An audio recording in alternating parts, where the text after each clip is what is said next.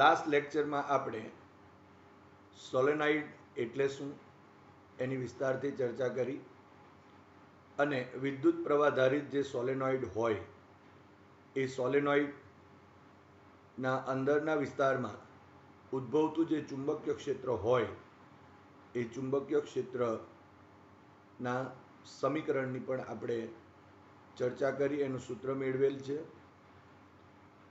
અને એના ઉપયોગની પણ આપણે ચર્ચા કરી. આજે પણ આપણે એ જે સોલેનોઇડ છે એ સોલેનોઇડ લાંબા સોલેનોઇડની જ્યારે ચર્ચા કરીએ છીએ ત્યારે આપણે જાણીએ છીએ કે જ્યારે એ સોલેનોઇડના આડછેદની જે ત્રિજ્યા છે એની સરખામણીમાં જો એ સોલેનોઇડની લંબાઈ એ ખૂબ જ મોટી હોય, વધુ હોય, તો આપણે એ સોલેનોઇડને લાંબા સોલેનોઇડ કહીએ છીએ. તો એમાંથી જ આપણે ટોરોઇડ પણ બનાવી શકીએ છીએ. તો આજે આપણે ટોરોઇડ એટલે શું શીખીશું, ત્યારબાદ જે પ્રવાહધારિત ટોરોઇડ છે એના ચુંબકીય ક્ષેત્રનું સમીકરણ મેળવીશું. તો સૌપ્રથમ આપણે જોઈએ કે ટોરોઇડ શું છે. ટોરોઇડ એટલે શું? તો ટોરોઇડ એ પોલી વર્તુળાકાર રિંગ છે કે તેના પર તારના ઘણા બધા આંટાઓ પાસે વીંટાળેલા હોય છે. જ્યારે આપણે સોલેનોઇડની ચર્ચા કરી ત્યારે જોયું કે સીધો એલ અથવા તો લાંબો સોલેનોઇડ લીધો અને એની આસપાસ જે પાસે વીંટાળેલા વર્તુળાકાર માર્ગે વીંટાળેલા જે અલગ કરેલા હેલિકલ જે ગૂંચળું છે એને આપણે સોલેનોઇડ કીધું. તે જ પ્રમાણે અહીં જ્યારે પોલી વર્તુળાકાર રિંગ લઈએ અને એના ઉપર જ્યારે તારના ઘણા બધા આંટાઓને આપણે પાસે જ્યારે વીંટાળી દઈએ તો તેને ટોરોઇડ કહેવાય. હવે આ જે ટોરોઇડ છે એની બીજી વ્યાખ્યા પણ આપી શકાય કે જ્યારે આપણે લાંબો સોલેનોઇડ છે એ લાંબા સોલેનોઇડને જો વર્તુળ આકારે વાળી દઈએ અને એના બે છેડા ભેગા કરી દઈએ તો ત્યારે જે બનતી જે રચના છે એને પણ આપણે ટોરોઇડ કહી શકાય. તમે અહીં આકૃતિમાં જોઈ શકો છો કે આ જે આકૃતિ છે એ આકૃતિમાં એક લાંબો સોલેનોઇડ લીધેલ છે કે જેના બે છેડાને અહીં જોડેલ છે અને એટલા માટે એક વર્તુળાકાર આ પ્રકારની રચના બને એને આપણે ટોરોઇડ કહીએ છીએ. હવે જો ધારો કે એને અહીંથી બે છેડાને જો છૂટા કરીને સીધું કરી નાખીએ તો એ સોલેનોઇડ બની જાય છે. પરંતુ આપણે લાસ્ટ ટાઈમ જોયું કે સોલેનોઇડ જે છે એના બહારના વિસ્તારમાં જે ચુંબકીય ક્ષેત્ર એ શૂન્ય હોય છે, જ્યારે એના અંદરના વિસ્તારમાં ચુંબકીય ક્ષેત્ર એ સમાન, નિયમિત, પ્રબળ હોય છે. તો એ જે બાબતો છે એને ધ્યાનમાં જો આપણે રાખીએ તો અહીં તમે જોઈ શકો છો કે જ્યારે આપણે આ લાંબા સોલેનોઇડને વર્તુળાકાર વાળીને જ્યારે ટોરોઇડની રચના બનાવીએ છીએ ત્યારે આ જે વિસ્તાર છે એ જે વિસ્તાર છે એ આ ટોરોઇડના અંદર ખુલ્લી જગ્યા છે, જ્યાં બિંદુ પી અહીંયા લખેલ છે એ, એટલે કે આ વિસ્તારમાં ચુંબકીય ક્ષેત્ર શૂન્ય હોય છે.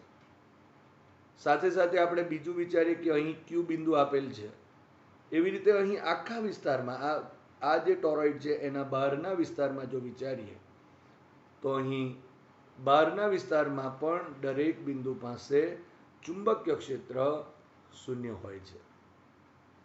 જ્યારે આપણે અહીં જોઈ શકાય છે કે આ જે આપણા પાસે ટોરોઇડ છે એના અંદરના વિસ્તારમાં, અહીં અંદરના વિસ્તારમાં ચુંબકીય ક્ષેત્ર હશે અને એ ચુંબકીય ક્ષેત્રનું મૂલ્ય અહીં અચળ હશે અને એની દિશા આપણે જમણા હાથના સ્ક્રૂના નિયમ મુજબ મેળવી શકાય અથવા તો આપણે જમણા હાથના અંગૂઠાના નિયમ મુજબ પણ કહી શકાય. તમે જોઈ શકો છો કે અહીં જો ધારો કે આ રીતે પ્રવાહની દિશા છે, તો આંગળીઓ જે રીતે વળે એ રીતે આંગળીઓ જે રીતે વળે એ રીતે જો આપણે પ્રવાહની દિશામાં આંગળીઓ રાખીએ તો અંગૂઠાની દિશા એ અહીં ચુંબકીય ક્ષેત્રની દિશા થશે. અને દરેક બિંદુ પાસે આ જે ચુંબકીય ક્ષેત્ર છે એ એક સરખું સમાન હશે, એટલે કે નિયમિત હશે આ વિસ્તારમાં. આ જે બીજી આકૃતિ છે એ બીજી આકૃતિને પણ આપણે સમજી લઈએ. આ જે આકૃતિ છે એ આકૃતિમાં જે ટોરોઇડ છે એ ટોરોઇડનો આડછેદ બતાવેલ છે. એટલે આપણે જે ઉપરની આકૃતિ જોઈ એ આકૃતિ નો જે આડછેદ છે તે અહીં દર્શાવેલ છે. તમે અહીં જોઈ શકો છો કે બિંદુ P અંદરના વિસ્તારમાં છે, બિંદુ Q એ બહારના વિસ્તારમાં છે, અને અહીં આ બિંદુ S એ આ જે ટોરોઇડ છે તેના અંદરના વિસ્તારમાં છે. અહીં ખાલી જગ્યા છે ત્યાં છે P, અને આ S એ આ ટોરોઇડના અંદરના વિસ્તારમાં છે. અહીં જે ટપકા દર્શાવેલ છે એ ટપકા જે દર્શાવેલ છે એ ટપકા અહીં જે તાર છે તે બહારની તરફ આવી રહ્યો છે અને પ્રવાહની દિશા પણ બહારની તરફ છે એવું દર્શાવે છે. અને અહીં જો આપણે વિચારીએ તો આ ચોકડી જે છે એ તાર અંદરની દિશામાં આ પૃષ્ઠને અંદર જઈ રહ્યો છે અને પ્રવાહ પણ અંદરની તરફ છે એવું દર્શાવે છે. એટલે કે અહીંથી તાર આવીને અહીં દાખલ થાય છે, ફરી પાછો અહીંથી આ તાર બહાર નીકળે છે, અહીં દાખલ થાય છે. એ રીતે જે આકૃતિ આપણે ઉપર જોઈ એ રીતે અહીં આકૃતિ દર્શાવેલ છે. મતલબ અહીં જો આપણે વિચારીએ તો અહીંનું જે ચુંબકીય ક્ષેત્ર છે એ ચુંબકીય ક્ષેત્ર જો વિચારીએ તો જમણા હાથના નિયમ મુજબ અહીંયાથી આ તરફની દિશા જો આપણે આંગળીઓ વાળીએ તો અંગૂઠો આ દિશામાં રહેશે. એટલે કે અહીં ચુંબકીય ક્ષેત્રની દિશા એ સમઘડી દિશામાં હશે. આ રીતે અહીંયા આ રીતે સમઘડી દિશામાં હશે. અને અહીં આપણે 1, 2 અને 3 એમ્પિયરન લૂપ બતાવેલા છે. અને એ જે એમ્પિયરન 3 લૂપ છે એ 3 એમ્પિયરન લૂપ માટે આપણે ચુંબકીય ક્ષેત્ર માટેનું સૂત્ર મેળવીશું. આપણે આગળ ચર્ચા કરી તે મુજબ અહીં આ જે ટોરોઇડ છે એ ટોરોઇડના અંદર જ્યાં ખુલ્લી જગ્યા છે, ખાલી જગ્યા છે, ત્યાં ચુંબકીય ક્ષેત્ર હોતું નથી. અને આ ટોરોઇડના બહારના વિસ્તારમાં એટલે કે આ Q જેવા બિંદુ માટે અહીં પણ ચુંબકીય ક્ષેત્ર હોતું નથી. પરંતુ અહીં આ અંદર જે આ ટોરોઇડ છે એના અંદર જ માત્ર ને માત્ર ચુંબકીય ક્ષેત્ર હોય છે. તો એ આપણે કેટલું હોય એનું સમીકરણ મેળવીએ. પરંતુ આ જે એમ્પિયરન લૂપો લઈશું એમાં એ દરેક લૂપને ચુંબકીય ક્ષેત્ર સ્પર્શકની દિશામાં હોવો જોઈએ. અને એ લૂપ માટે એ આપેલ જે લૂપ છે એના માટે એ ચુંબકીય ક્ષેત્રનું મૂલ્ય પણ અચળ હોવું જોઈએ. હવે થોડી આ આકૃતિને આપણે સમજી લઈએ. સૌપ્રથમ આપણે આ જે એમ્પિયરન લૂપ 1 ની ચર્ચા કરીએ. ધારો કે એની ત્રિજ્યા R1 લીધી છે અહીં માટે એનો જે પરિઘ છે તેની લંબાઈ જો આપણે કહીએ તો 2π R1 થશે, જેને આપણે L1 કહીશું. અહીં જો ધારો કે ચુંબકીય ક્ષેત્રને આપણે B1 નામ આપી દઈશું. પરંતુ તમે જોઈ શકો છો કે આ એમ્પિયરન લૂપમાં કોઈ પણ પ્રકારનો વિદ્યુત પ્રવાહ અહીં પસાર થતો નથી, એટલે કે ઘેરાતો નથી. એટલે કે અહીં સિગ્મા I = 0 થશે. હવે જે ત્રીજી લૂપ છે તેની પણ થોડી ચર્ચા કરીએ પહેલા. તો આ ત્રીજી જે લૂપ છે એ ત્રીજી લૂપની અંદર તમે જોઈ શકો છો કે આ ટોરોઇડના જે બહાર નીકળતો વિદ્યુત પ્રવાહ છે એ પણ છે, અંદર દાખલ થતો વિદ્યુત પ્રવાહ છે એ પણ છે. એટલે કે આ લૂપમાં ઘેરાતા બંને વિદ્યુત પ્રવાહ હશે અને બંનેના મૂલ્ય સરખા હશે. એટલે કે એક બહાર તરફ આવતી દિશામાં છે અને એક અંદર તરફ જતી દિશામાં છે, અને એટલા માટે મૂલ્યો સરખા છે, દિશાઓ વિરુદ્ધ છે, અને તેથી એકબીજાની અસરને એ નાબૂદ કરશે,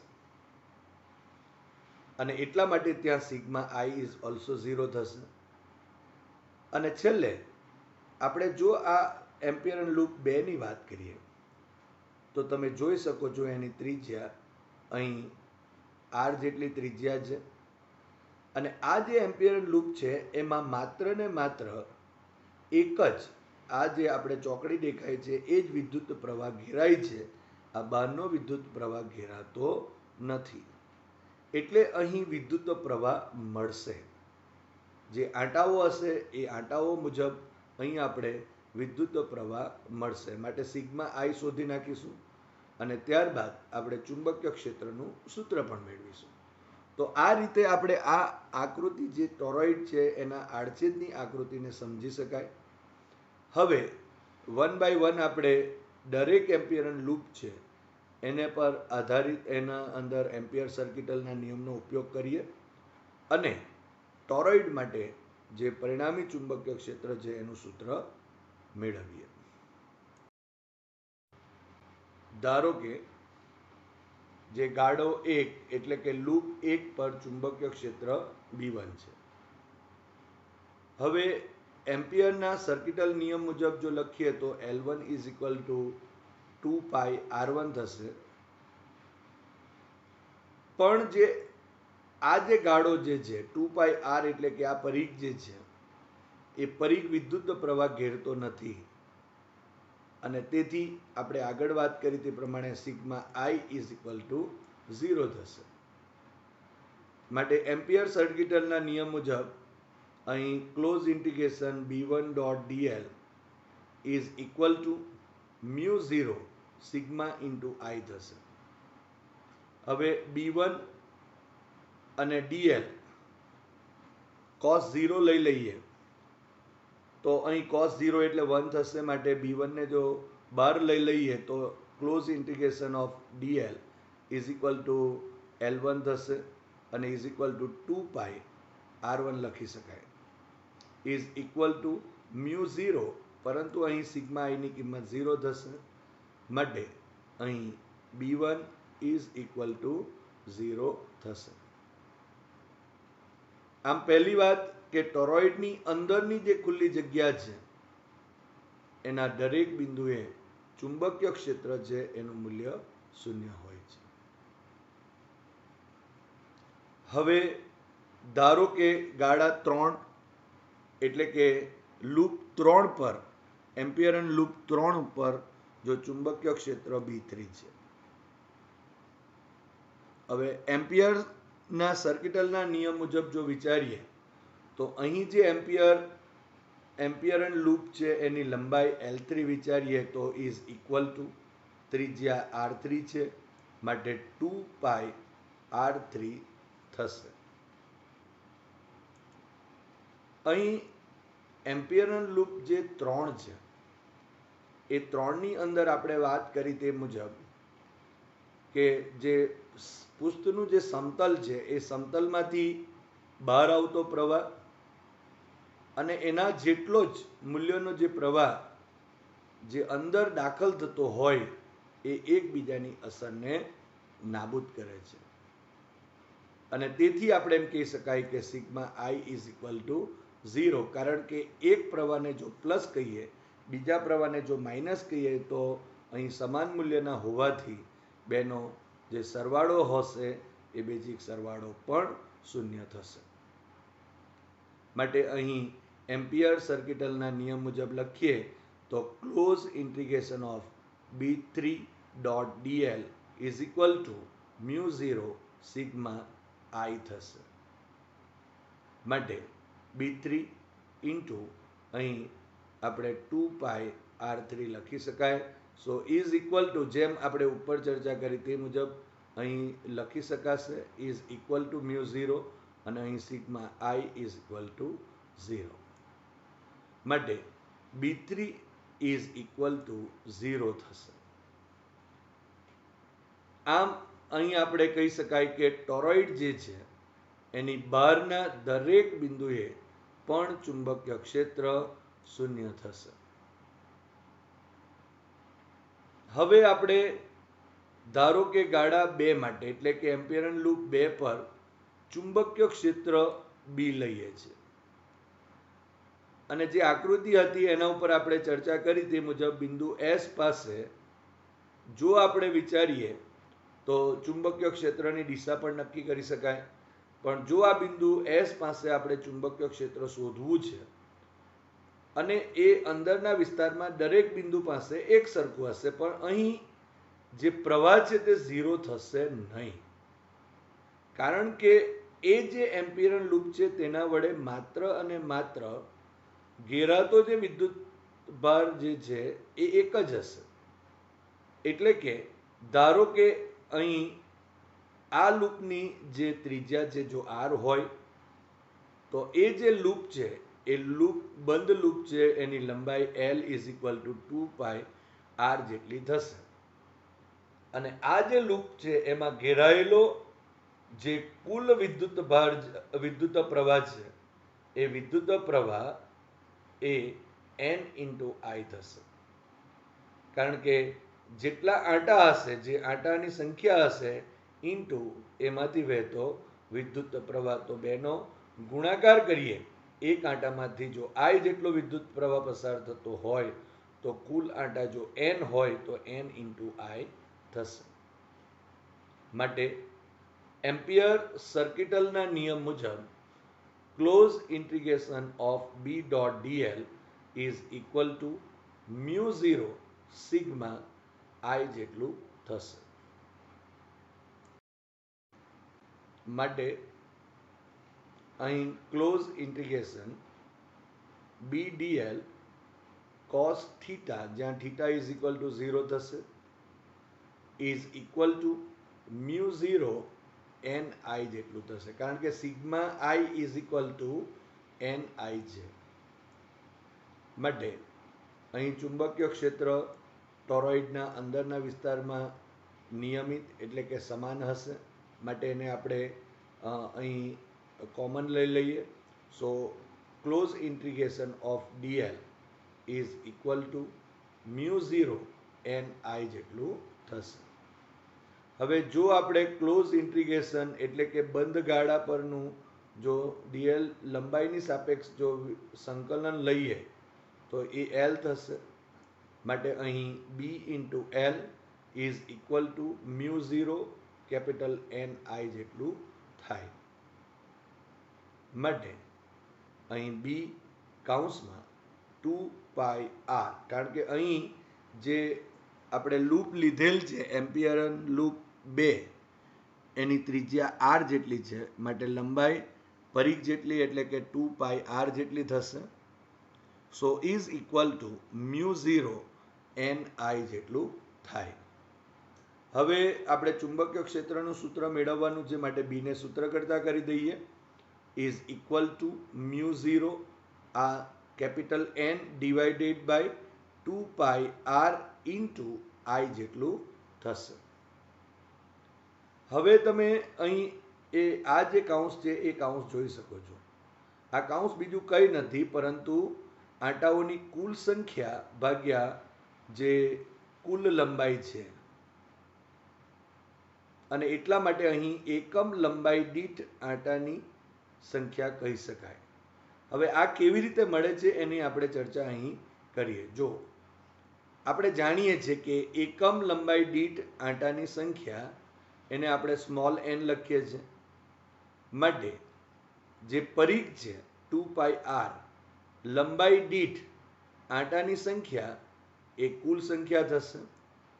માટે n is equal to 2π small r into small n થશે. માટે જો n ને સૂત્ર કરતા બનાવી દઈએ તો n is equal to capital N by 2πr થશે. આમ અહીં n by 2πr is equal to small n થશે, જે એકમ લંબાઈ દીઠ આંટાની સંખ્યા દર્શાવે છે. તો હવે આ કિંમત જે છે તે અહીં ઉમેરી દઈએ માટે અહીં B is equal to mu 0 NI જેટલું થાય. તમે અહીં જોઈ શકો છો જે અહીં આ સમીકરણ મળે છે એ સમીકરણ આપણે જે લાંબા સોલેનોઇડમાંથી વહેતા જે પ્રવાહ છે એ પ્રવાહને લીધે ઉદ્ભવતા ચુંબકીય ક્ષેત્ર જેટલું જ છે. આમ અહીં ટોરોઇડના અંદરના વિસ્તારમાં એટલે કે કોર વિસ્તારમાં જે ઉદ્ભવતું ચુંબકીય ક્ષેત્ર માટેનું સમીકરણ છે અને તે અહીં આ ચુંબકીય ક્ષેત્ર અચળ છે કારણ કે આ અચળ છે, આ પણ અચળ અને આ પણ અચળ થશે. અને એની દિશા જો આપણે કહીએ તો એની દિશા આપણે જમણા હાથના અંગૂઠાના નિયમ મુજબ મેળવી શકાય. તો આ રીતે આપણે ટોરોઇડના અંદરના વિસ્તારમાં સમાન જે ચુંબકીય ક્ષેત્ર છે, નિયમિત ચુંબકીય ક્ષેત્ર, અચળ ચુંબકીય ક્ષેત્ર મેળવી શકાય. હવે અહીં આપણે જ્યારે આદર્શ ટોરોઇડ લેતા હોય એટલે કે જ્યારે ટોરોઇડને જ્યારે આદર્શ ગણવામાં આવે છે ત્યારે એના જે આંટાઓ છે એ આંટાઓ વર્તુળાકાર હોય છે અને એના લીધે જ આપણે આગળ જે ચર્ચા કરી તે મુજબ એ ટોરોઇડના અંદર જે ખાલી ભાગ છે ત્યાં ચુંબકીય ક્ષેત્ર 0 હોય અને ટોરોઇડના બહારના વિસ્તારમાં પણ ચુંબકીય ક્ષેત્ર 0 હોય છે. પરંતુ જ્યારે વ્યવહારમાં આપણે ટોરોઇડની વાતો કરીએ ત્યારે એમાં આંટાઓ વર્તુળાકાર હોતા નથી, થોડા હેલિકલ હોય છે અને તેથી ટોરોઇડની જે બહાર છે એ થોડું ચુંબકીય ક્ષેત્ર પણ ઉત્પન્ન થાય છે. હવે આપણે જે ટોરોઇડની ચર્ચા કરી એ ટોરોઇડ પર આધારિત દાખલાની ચર્ચા કરીએ કે જેથી આપણે આ જે થિયરી છે એને દ્રઢ કરી શકાય. સ્વાધ્યાયનો 4.17મો દાખલો. 25 સેન્ટીમીટર આંતરિક ત્રિજ્યા અને 26 સેન્ટીમીટર બહારની ત્રિજ્યા ધરાવતા એક ટોરોઇડના કોર એટલે કે ગર્ભ કે જે ફેરોમેગ્નેટિક નથી ની આસપાસ તારના 3500 આંટા વીંટાળેલા છે. જો તારમાંથી 11 એમ્પિયર વિદ્યુત પ્રવાહ પસાર થતો હોય તો એ ટોરોઇડની બહાર, બી ટોરોઇડના કોરની અંદર અને સી ટોરોઇડ વડે ઘેરાયેલી ખાલી જગ્યામાં ચુંબકીય ક્ષેત્ર કેટલું હશે.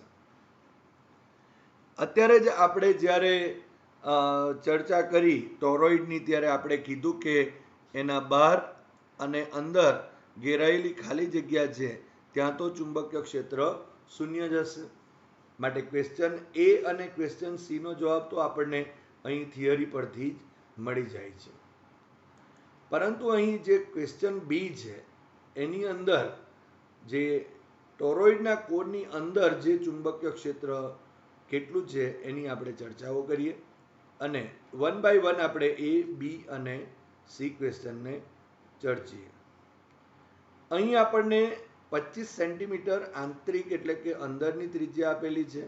તમે અહીં ટોરોઇડ જોઈ શકો છો. આ ટોરોઇડની અંદર R1 જે દેખાય છે આ ભાગમાં જે અહીં વર્તુળ દેખાય છે એની ત્રિજ્યા R1 છે, એ ત્રિજ્યા અંદરની ત્રિજ્યા છે અને અહીં જે R2 છે આ R2 લખેલ છે, અહીં R2 છે એ બહારની ત્રિજ્યા છે.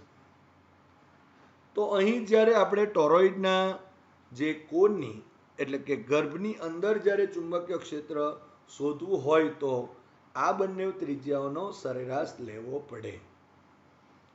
એટલે જો ટોરોઇડની અંદરની ત્રિજ્યા R1 બરાબર 25 સેન્ટીમીટર છે માટે અને ટોરોઇડની બહારની ત્રિજ્યા R2 is equal to 26 centimetre છે માટે ટોરોઇડ જે છે એ ટોરોઇડની સરેરાશ ત્રિજ્યા R is equal to R1 plus R2 divided by 2 થશે. So is equal two 25 R1 બરાબર 25 centimetre plus R2 is equal to 26 centimetre divided by 2 થશે. So R is equal to 51 divided by 2 થયું. માટે ટોરોઇડની સરેરાશ ત્રિજ્યા R is equal to 25.5 centimetre જેટલું થશે. જો આપણે એને મીટરમાં ફેરવી દઈએ તો 25.5 ઇન્ટુ 10⁻² મીટર જેટલું થશે. હવે ટોરોઇડના જે પરિઘ છે એ પરિઘની લંબાઈ L is equal two 2πr થશે. કારણ કે આપણે અત્યારે જે સરેરાશ ત્રિજ્યા છે તે સ્મોલ આર છે.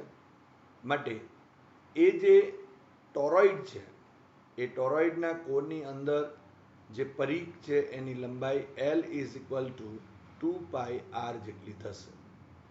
માટે અહીં એકમ લંબાઈ દીઠ આંટાની સંખ્યા લઈએ તો small n is equal to capital N divided by L થશે. જ્યાં કેપિટલ N જે આંટા છે ટોરોઇડના કુલ આંટાની સંખ્યા ભાગ્યા અહીં જે ટોરોઇડના પરિઘની લંબાઈ L થશે.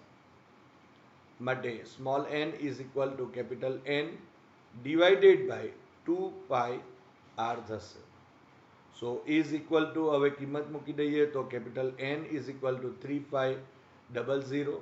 અહીં 2 પાઈની કિંમત 3.14 અને small r is equal to 25.5 into 10⁻² થશે મીટર. માટે small n is equal two હવે આ જે બે શૂન્ય છે એટલે 10⁻² થયા અને આ અંશમાં જશે એટલે 10⁻² થશે. માટે અહીં આપણે 10⁻4 લખેલ છે. માટે 35 divided by 2 divided by 3.14 divided by 25.5 જો કરીએ તો અહીં small n is equal to 0.21856 મળશે. અને આ 10⁻4 તો તેમના તેમ એટલે ઇન્ટુ 10⁻4 થશે. માટે અહીં small n is equal to 0.21856 into 10⁻4 થયું.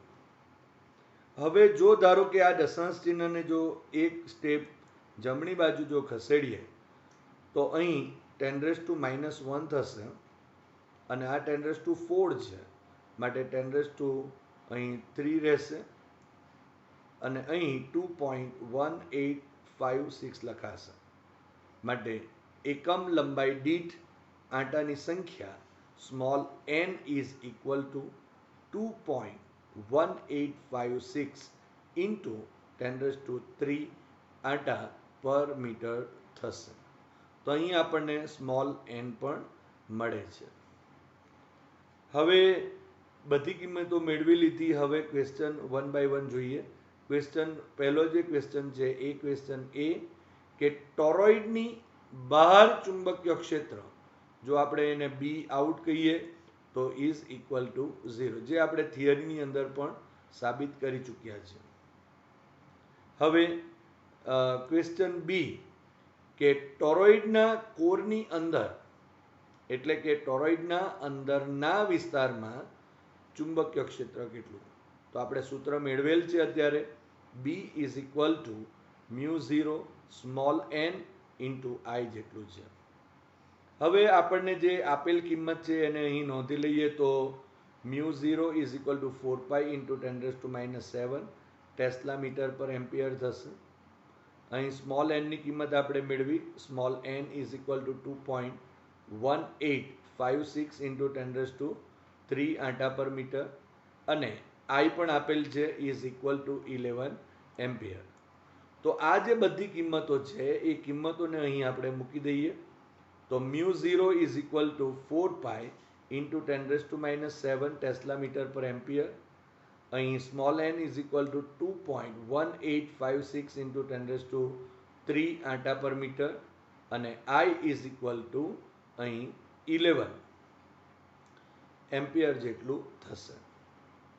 માટે ચુંબકીય ક્ષેત્ર B ઇઝ ઇક્વલ ટુ, હવે આ કિંમતો મૂકીએ ફરી એકવાર, અહીં 4 પાઈની કિંમત 3.14 થઈ ઇન્ટુ આ 2.1856 ઇન્ટુ આ 11 થશે, અને ઇન્ટુ અહીં 10⁻⁻7 છે અને અહીં 10⁻+3 છે, માટે બાકી રહેશે 10⁻⁴.